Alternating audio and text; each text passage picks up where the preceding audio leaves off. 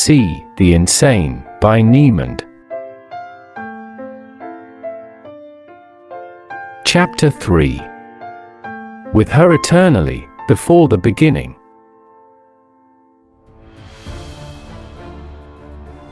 Ada had been watching C for a while now and was in a state of disbelief. She had observed him from the Hugh's fundamental form, a light unnoticeable to C's senses. She had dreamt C would come to the universe she had found shelter in. However, that was an eternity ago and just a dream. Now the madman, as some Hugh called him, had arrived. She thought about the legends of C the insane. It was well known he can be the most stubborn, impatient, and arrogant being. Another Hugh had the misfortune to cross paths with accidentally. But C was also the most reasonable, patient, and modest being Ada had ever met. It was his cold, hard logic that made him seem immoral. C found information on telepathic communication and psionics in his soul memory. He was immediately aware of another consciousness, like the knowledge that someone was looking at you, but you couldn't see them. Irritated at having his thoughts interrupted, he said, "Who are you?" It was a telepathic conversation, but it was audible in C's mind. "I am Ada. Why have you come here?" Ada replied in a soft voice that held a hint of interest. C's second thought did not recall any Hugh named Ada, but his intuition, his first thought, was he knew this Hugh.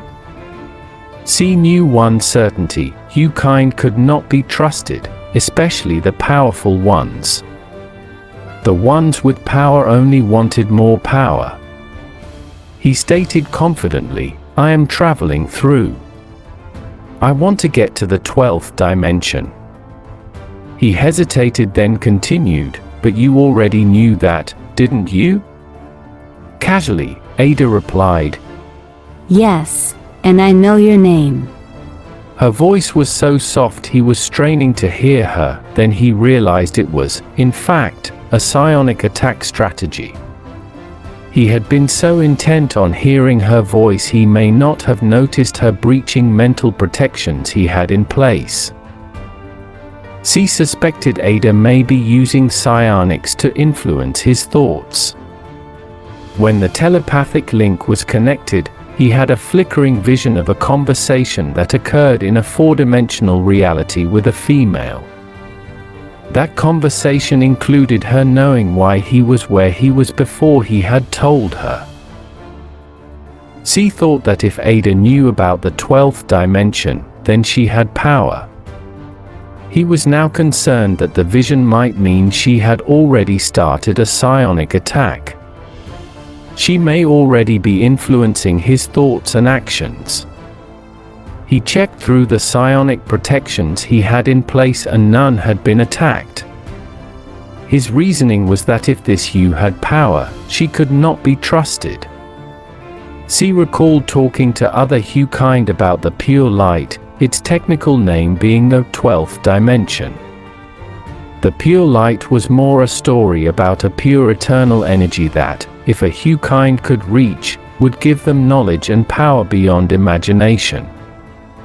Now he had found one who knew of the pure light. "Are you going to show your face?"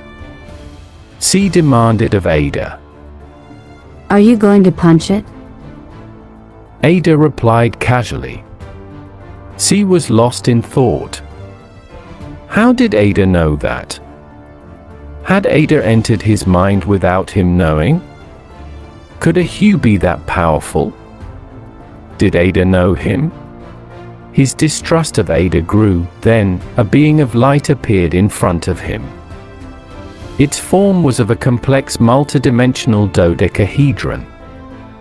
It seemed to be expanding, but at the same time folding back into itself. He was observing himself and Ada from a third-person perspective, as well as having a first-person view. His consciousness was perceiving Ada in front of him from the change of frequency in the energy, her form a white light no bigger than a dinner plate. His spirit could perceive all that was around them from a third-person view at the same time, two dinner-sized plates of white light floating in a nebula. He could not remember why, but he could recall moments when he both was and wasn't a being of light.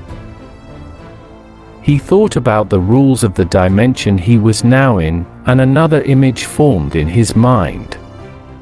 A Chinese dragon seemingly made of white mist formed within a frosted haze. Within its translucent body, there looked to be a universe. He could see countless stars of different colors. The stars followed the curves of the dragon's movements as it raised its head. He observed a red star moving through the upper part of the dragon's body. The star moved to the bottom of the dragon's throat. The dragon's mouth opened and the red star, in a binding flash, instantly went supernova. Ada spoke, her voice seeming all-knowing, yet humble. Yes, there is also physical matter here. You can manifest however you want. It was as though she was reading what C had just thought regarding the rules of this dimension. C's suspicion of Ada grew. When Hugh communicate telepathically, they are allowing another into their mind. The link allows the other to see memories and thoughts of the mind they are in. That is, if the Hugh doesn't have psionic protections in place to hide thoughts. If a Hugh doesn't have knowledge of psionics, they can easily be manipulated with suggestions from the other Hugh. He now knew she was extremely powerful. He had been exploring her mind, looking at the memory of when she was first observing him while she was hidden. He then realized from the vibes in her mind he had set off an alarm in her psionic countermeasures, but she had allowed him to stay a little longer before she easily kicked him out. C, being more self-aware, had gained more power. He could now feel the energy flow through his being. It was like waves of pins and needles, but softer. It was almost unnoticeable. The wait for the next wave seems like an eternity, C thought. Knowledge and power coursed through his being as he tapped into the energy, quickly consuming it, and the power intoxicated him.